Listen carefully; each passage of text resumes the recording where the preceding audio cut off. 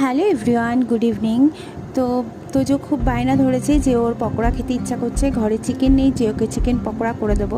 তাই ভাবলাম ছোলার ডালটাকে একটু ভিজিয়ে নিই। 2 ঘন্টা ভিজিয়ে রেখে মিক্সিতে বেটে নিয়েছি। পেঁয়াজ কুচি দিয়ে দিচ্ছি। আমি এখানে 2টো পেঁয়াজ ইউজ করেছি, একটু রসুন কুচি দিয়ে দিচ্ছি। তো তোমরা কিন্তু একটু লঙ্কা কুচি দিও। আমি এখানে গোলমরিচ ইউজ করছি, কারণ তোজো একদমই ঝাল খেতে পারে না। তো তারপরে দিয়ে দিয়েছি হলুদ, লবণ আর একটু সামান্য চিনি, একটা ডিম আর চাট মশলা। তো এই সমস্ত ব্যাটারটাকে ভালো করে মেখে নিতে হবে। তো খুব ভালো করে আমি মেখে নিচ্ছি। এবার কড়াইতে আমি সাদা তেল দিয়ে দিচ্ছি, তোমরা সর্ষের তেলও ইউজ করতে পারো।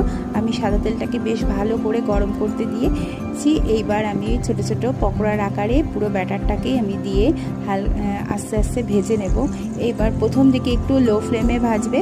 তো আমি প্রথম দিকে লো ফ্লেমে ভাজছি, তার কারণ তাতে ভেতরটা কাঁচা না থাকে। তো বেশ ভাজা হয়ে গেছে, আমার লাল লাল হয়ে গেছে। এবার একটু উল্টে পাল্টে দেবো, যাতে ওপরের দিকগুলো ভালো করে ভাজা হয়ে যায়। তোমরা কিন্তু এরকম পকোড়া করে খেতে পারো, বেশ ভালো লাগবে। তো দেখো আমার পকোড়া মোটামুটি রেডি হয়েই গেছে। তো এবার চলো তোজোর মুখেই শোনো কেমন হয়েছে।